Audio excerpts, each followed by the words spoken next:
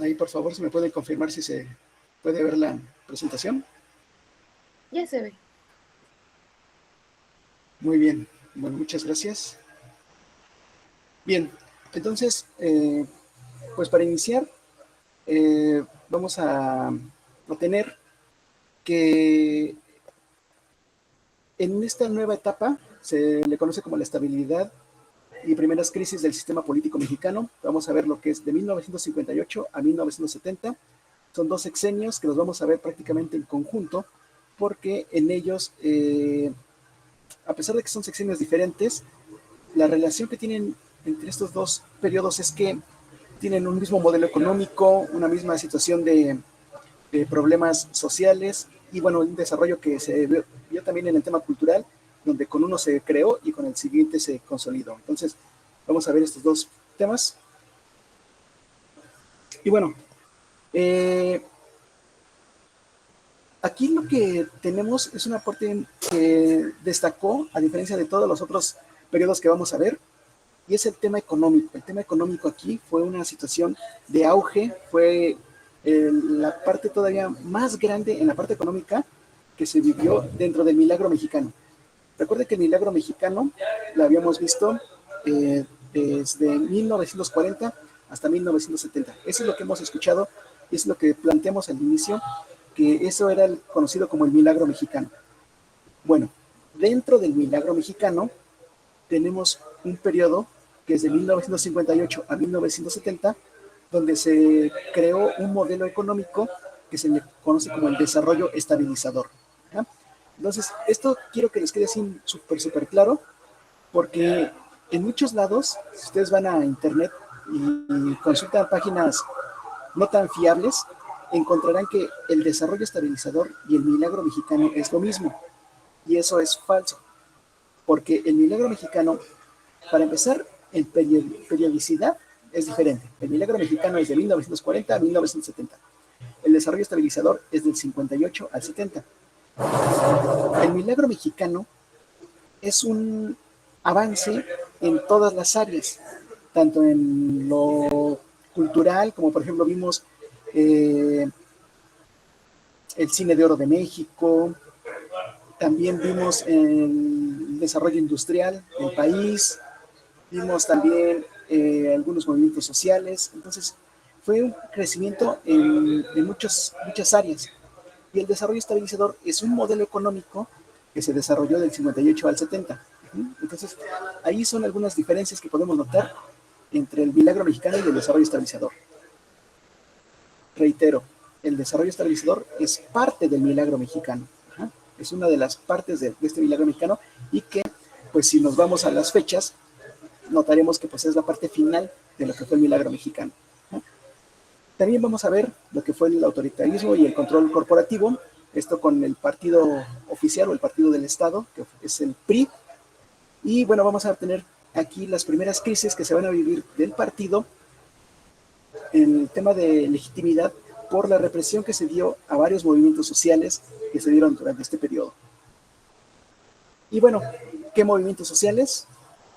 Aquí pusimos unos entre paréntesis: ferrocarrileros, médicos, estudiantes, pero en realidad de prácticamente los sectores más importantes que se vivieron en aquella época tuvieron un problema de movimientos sociales y de levantamiento de marchas, de manifestaciones, y por lo tanto hubo una gran represión para poder controlar estos movimientos.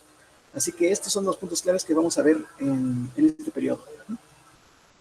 Bien, partamos de cómo se trata de hacer que el candidato del PRI llegue a la presidencia. Para empezar, ya lo habíamos visto, el Partido Popular, que se fundó en 1948, cuando vimos las elecciones de 1952, que participó Adolfo Ruiz Cortines, vimos que el primer candidato a la presidencia del Partido Popular fue Vicente Lombardo Toledano, quien había sido uno de los principales fundadores de este partido. Así que la idea es que los grupos de izquierda que quisieran votar diferente al PRI podían hacerlo por este partido, el Partido Popular. Por otra parte, se creó otro partido en 1954, el Partido Auténtico de la Revolución Mexicana. Este partido, a diferencia del PRI, ¿se acuerdan que el PRI lo que hizo fue sacar a los militares de la política? Bueno, pues algunos que todavía querían participar en la política, los militares que aún querían seguir participando, pues se agruparon y formaron ese partido. Por eso es que los que habían fundado este partido decían que ellos sí eran los realmente que tenían los ideales de la revolución, porque eran los que habían participado. Por eso es que es el partido auténtico de la Revolución Mexicana, como si ellos fueran los verdaderos representantes de la revolución, que el PRI ya los había abandonado, ¿no? Bueno, entonces, si ven, aquí hay dos partidos que están compitiendo contra el PRI. Entonces, por una parte, si querían votar por un partido de izquierda, estaba el Partido Popular. Si querían votar por los verdaderos ideales de la revolución, estaba el Partido Auténtico de la Revolución Mexicana. ¿Cuál es la situación o cuál es la relevancia de estos partidos? Bueno, pues que estos partidos se le llaman como partidos paraestatales. ¿Qué es una institución paraestatal? Es una que está al servicio del Estado. Entonces, no es que fuera así tal cual, era como un apodo que se les decía a estos partidos, un sobrenombre, porque en realidad estaban sirviendo al Estado. Y ustedes dirán, bueno, pero ¿por qué? ¿De qué hablan? ¿No? Si son partidos opuestos al PRI.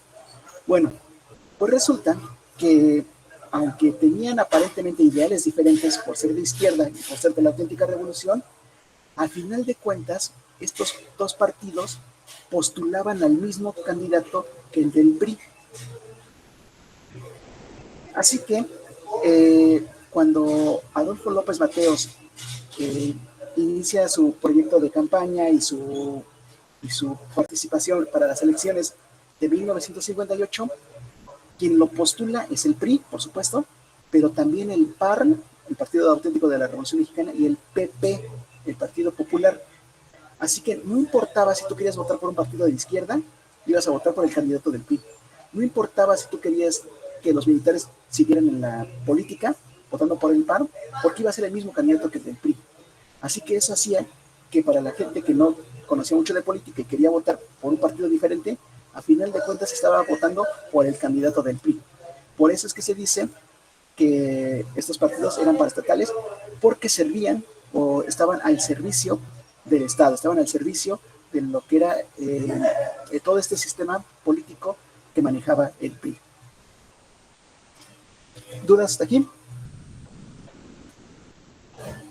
Todo bien. Ok, bueno. Entonces, lo que tenemos aquí como antecedentes de Adolfo López Mateos es que, bueno, él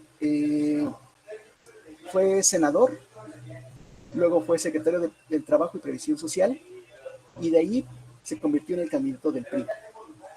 Cuando uno piensa en el que uno puede apoyar para que sea el candidato a la presidencia, generalmente piensa, sí, en algún gobernador, o sea, en el que haya gobernado algún estado, o el que haya estado en una secretaría de Estado, pero como que no en cualquier secretaría, generalmente son los secretarios de gobernación los que tienen como que una mayor oportunidad de llegar a la candidatura.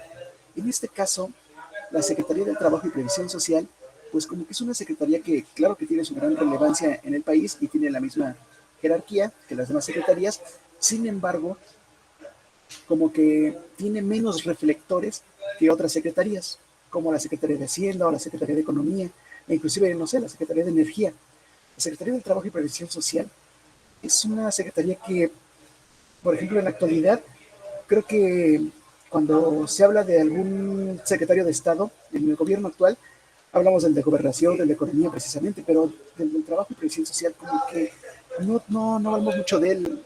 Me imagino que varios de ustedes ni siquiera han de conocer al secretario de Trabajo y Previsión Social. Yo también, la verdad, ahorita no me acuerdo cómo se llama. Así que eso muestra que esta secretaría como que no tiene tanta relevancia o tanto peso político. Pues entonces, ¿por qué Adolfo López Mateos lo logró?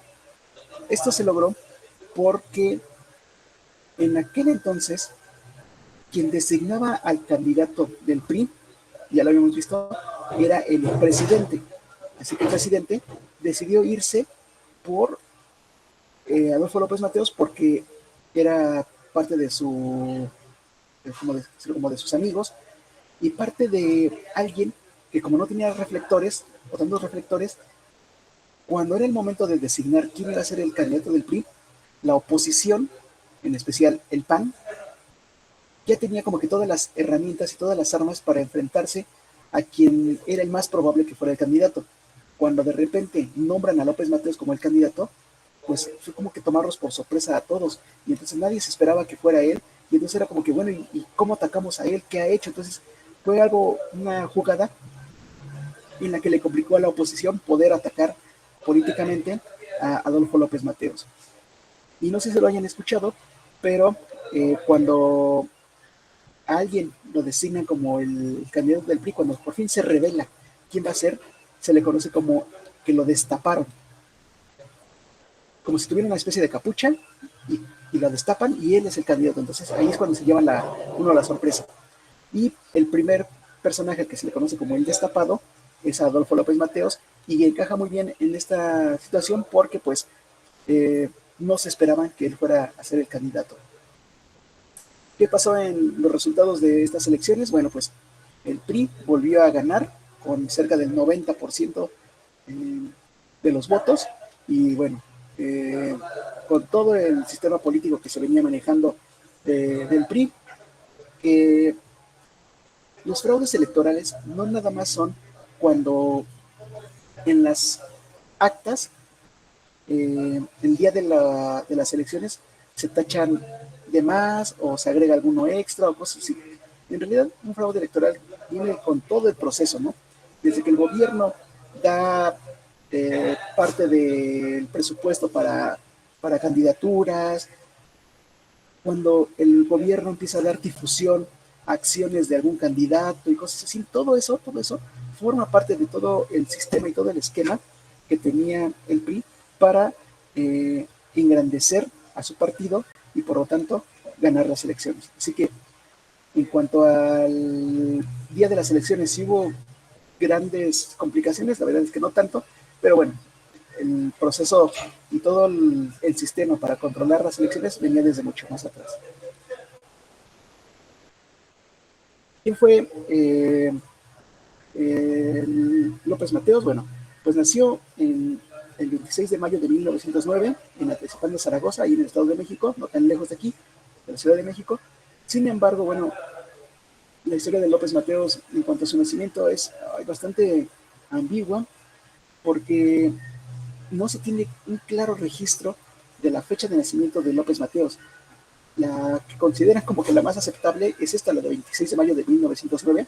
Sin embargo, algunos lo consideran en 1907, 1910. Es un relajo que se tiene con este registro. Pero si nos ponemos a analizar un poco, a lo mejor, digo, estoy casi seguro que ninguno de ustedes, quizás sus papás tampoco, pero si nos vamos a sus abuelos, por ahí a lo mejor ustedes sabrán que no se tiene un buen control, sobre todo para los que vivían fuera de la Ciudad de México, de cuándo se nació, ¿no? Está aquí un registro, aquí se tiene otro, cambios de nombre y cosas así. Bueno, en aquel entonces, imagínense, en 1909, hace más de 110 años que pasó esto, que nació, y pues no se tenía total control. Se tuvieron que recurrir a su fe de bautizo para poder más o menos establecer su fecha. La fe de bautizo en 1909 era como que un documento de mayor validez, inclusive que la misma acta de nacimiento. Así que es por eso que ahí está un relajo con él. Y murió el 22 de septiembre de 1969. Apenas a los 60 años. Fue un presidente que murió pues relativamente joven, y me parece que en México contemporáneo no habrá alguno que haya muerto tan cercano al fin de su periodo. Para que podamos ver con quiénes estaba rodeado López Mateos, aquí tenemos algunos personajes de su gabinete. En el secretario de Gobernación tenemos a Gustavo Díaz Ordaz, y bueno, aquí también tenemos a Luis Echeverría, pero este nada más duró muy poco, porque fue que Gustavo Díaz Ordaz dejó la Secretaría de Gobernación para ser candidato a la presidencia. por eso es que no completó el periodo. En la Secretaría de Hacienda y Crédito Público tenemos a Antonio Ortiz Mena, un personaje que vamos a ver en este sexenio y en el que sigue, muy, muy importante para lo que fue el desarrollo estabilizador que les comenté, que es este modelo económico que va a ser darle un gran impulso a México en el tema económico. Pues. En la Secretaría de Educación Pública tenemos a Jaime Torres Bodet. Como les había comentado cuando vimos a Manuel Ávila Camacho, Jaime Torres Bodet fue un gran impulsor de la educación en México y que hizo su programa de Un Mexicano Enseña a Otro y que fue un gran fracaso. Y les dije que había sido un gran impulsor de la educación y bueno, como que no cuadraba lo que les había dicho. Esto es porque con Manuel Ávila Camacho fue su primer periodo como secretario de Educación y aquí con López Mateos vuelve a ser otra vez el secretario de Educación Pública y digamos que esta es su segunda temporada, ¿no? Y aquí vamos a ver grandes aportaciones que tuvo este personaje. En la Secretaría de Obras Públicas tenemos a Javier Barros Sierra. A lo mejor de momento no les va a sonar tan relevante o tan conocido este nombre, pero cuando veamos el movimiento del 68, ya ahí lo tendremos presente. Y para la Secretaría de Industria y Comercio, digo, también una secretaría que, para empezar, en la actualidad ya no existe y que en aquella época tampoco tenía tantos reflectores, pero lo menciono porque es un dato curioso, porque Raúl Salinas Lozano, el secretario de Estado, que lo estoy mencionando, es el padre de Carlos Salinas de Gortari. Entonces aquí como podemos ver como que estos orígenes políticos del que veremos hasta mucho más adelante. Y el regente del Distrito Federal, o el jefe del departamento del Distrito Federal, como también se le conoce, es nuevamente Ernesto Uruchurtu Peralta. Como ya lo habíamos mencionado en el sexenio anterior, Ernesto Uruchurtu Peralta va a estar en los 3 periodos. No completa el siguiente, pero al menos sí, con Adolfo López Mateos va a estar todo el sexenio y con todo lo que ya habíamos visto de él, ¿no? La creación de mercados, el tema de mejorar la... ¿cómo se dice? El tema de las inundaciones, lo trató de mejorar, adornó el zócalo, el tema de los con vendedores ambulantes, etcétera. Todo lo que ya vimos, bueno, pues fue también en este periodo que se continuó con este proyecto.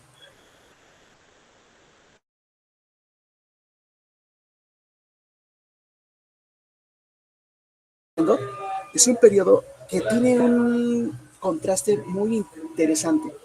Por una parte, Adolfo López Mateos, cuando ustedes lo estudian un poco, cuando lo ven, piensan en un presidente bueno, un presidente que apoyó al país y que tiene una muy buena imagen pública, muy buena imagen ante la sociedad. Por otra parte, en el siguiente sexenio vamos a ver a Gustavo Díaz Ordaz, considerado por muchos como un presidente autoritario, uno de los peores presidentes que hemos tenido, un represor y muchas de esas cosas, ¿no? Pero esos contrastes en estadísticas se van justamente al opuesto, porque la represión de los movimientos sociales que más se dio en estos 2 sexenios, pero por mucho, fue durante el gobierno de Adolfo López Mateos. Y aquí tenemos uno de los ejemplos, la lucha de los ferrocarrileros. Les voy a contar cómo fue esta situación con los ferrocarrileros, porque fue una estrategia muy interesante que se desarrolló.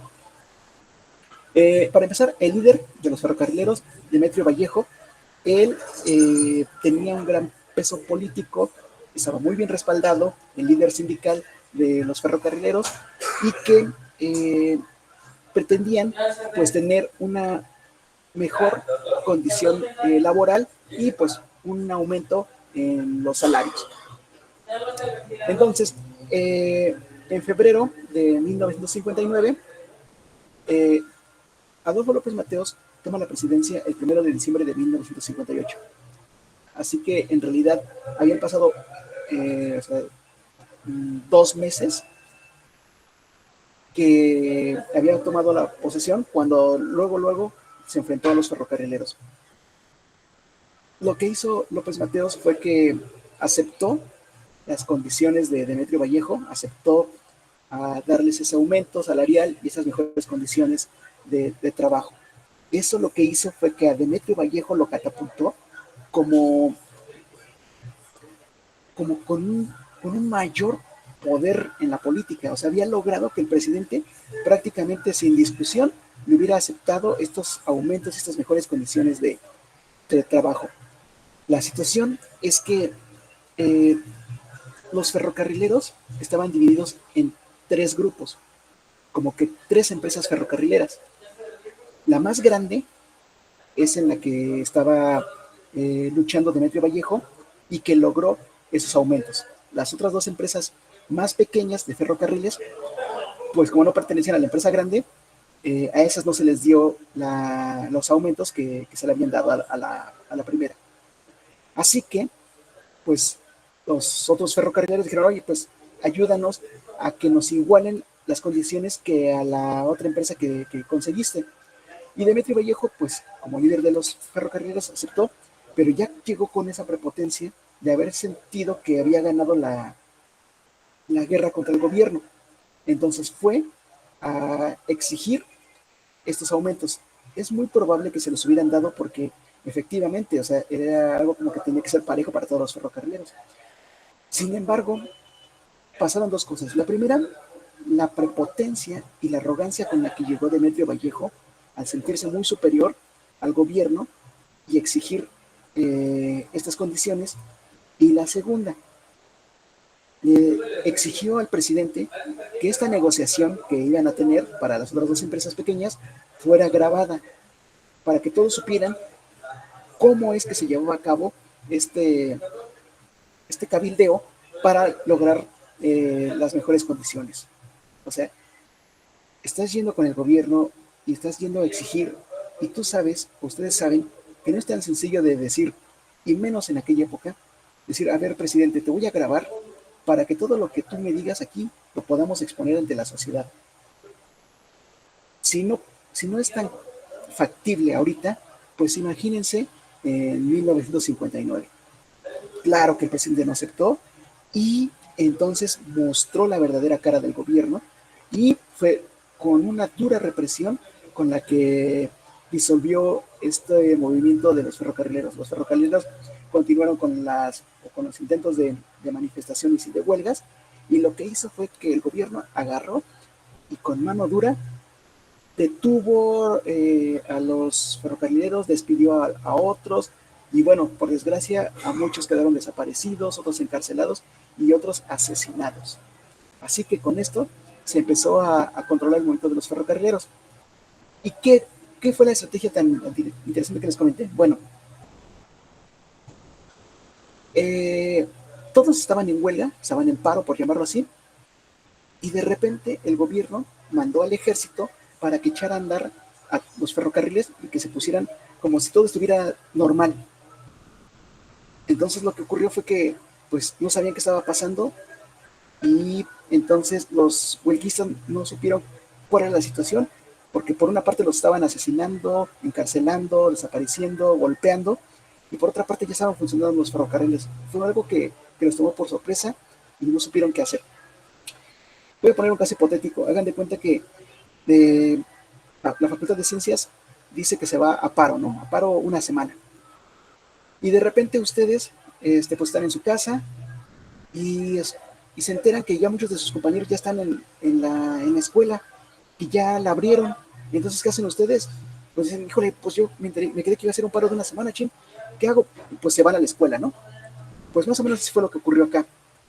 Cuando los ferrocarriles empezaron a ver que ya estaban funcionando, los trabajadores, como no sabían qué estaba pasando, pues todos regresaron a trabajar y ya empezaron a continuar con sus actividades, sin saber que el movimiento no se había culminado, pero pues como ya estaban trabajando, entonces todos regresaron.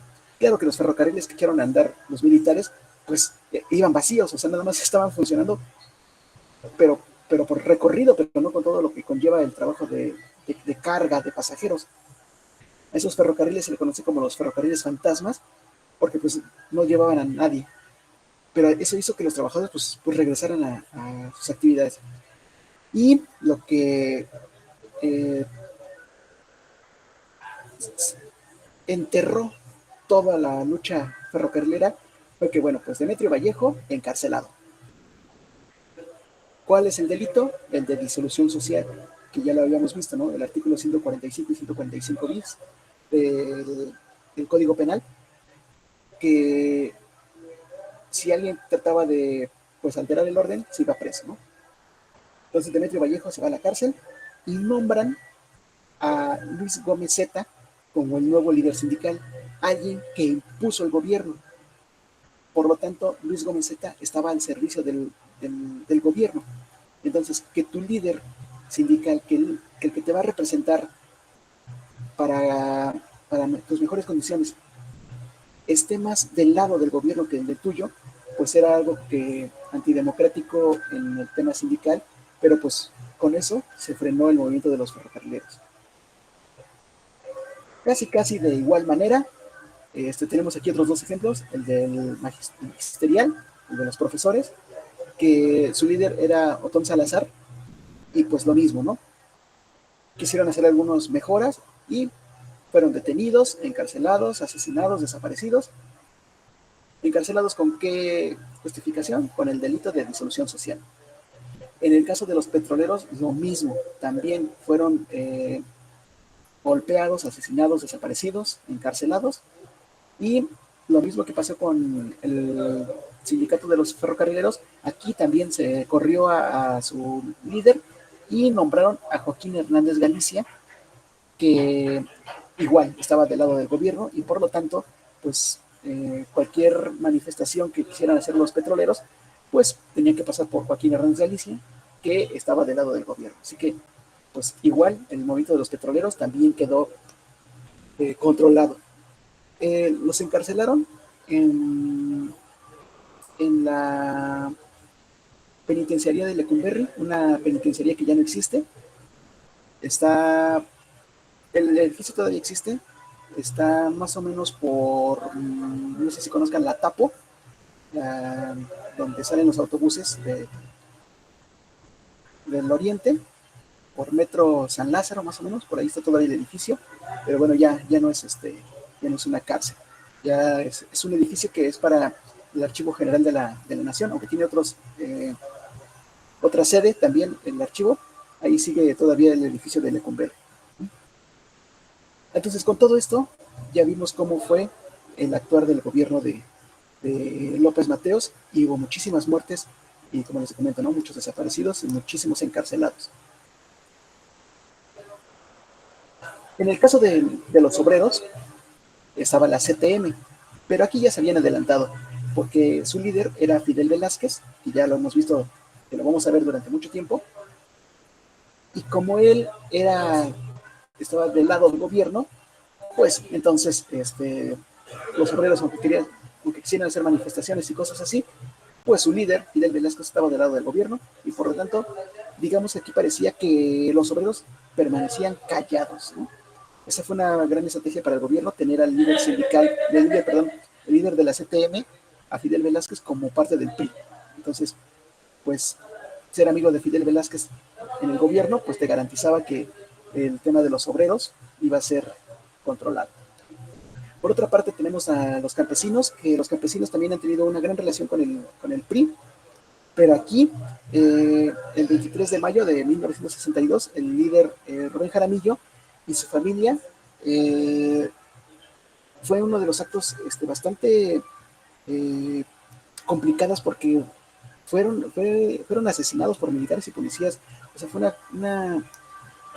un asesinato, digamos que puramente de su familia, pero sí fue de mucho renombre, porque pues era el líder de los campesinos, y fue muy cruel, porque pues quizá él un luchador social, pero arrasar con su familia también fue algo muy cruel. Estamos viendo muchas cosas negativas en este aspecto social de Adolfo López Mateos, pero bueno, también tuvo otras cosas positivas.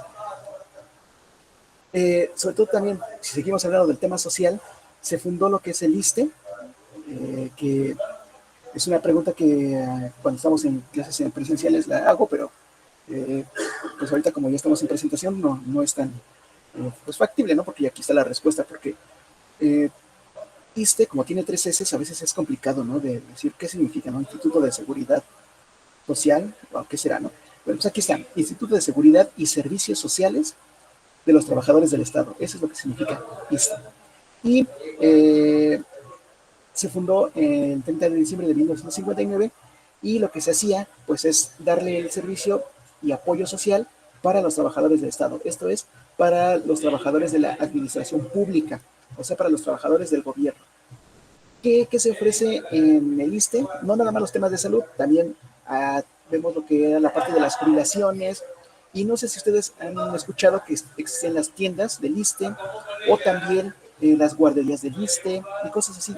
Eran muchos apoyos sociales para la burocracia. Ya antes existía apoyo para ellos, pero bueno, se reestructuró y mejoró con la fundación del ISSSTE. Y también en el 61 se inauguró el Centro Hospitalario 20 de noviembre, que después cambiaría su nombre al Centro Médico Nacional 20 de noviembre, que sigue vigente actualmente y que es pues un hospital, un centro hospitalario, que le da servicio principalmente a los trabajadores del ISSSTE. Es un hospital de alta especialidad que está ubicado, bueno, para que tengan referencia, yo creo que todas las referencias las pongo cerca del metro porque es lo que se me hace más fácil. ¿En dónde está? En el metro, en la estación del metro 20 de noviembre, de la línea 12. Y lo que les había comentado, ¿no?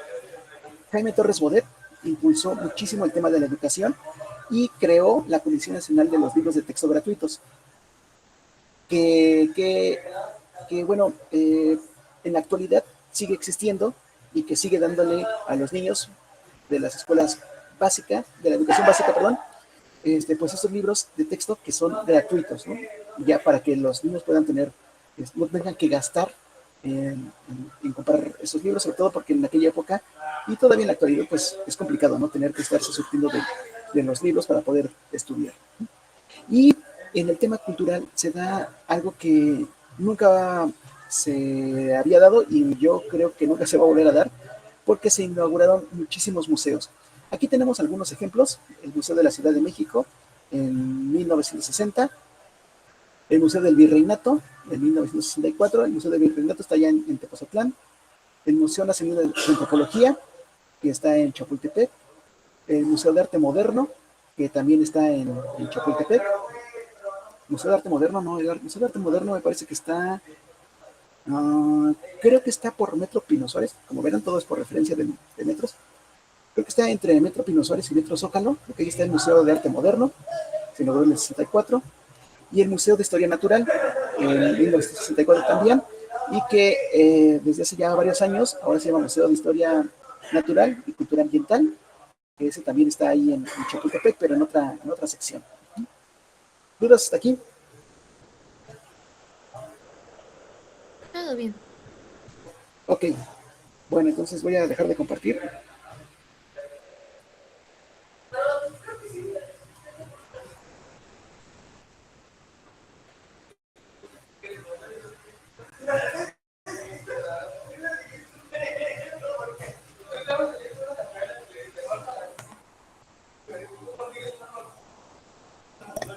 Bien, pregunta para ustedes, para cerrar esta clase.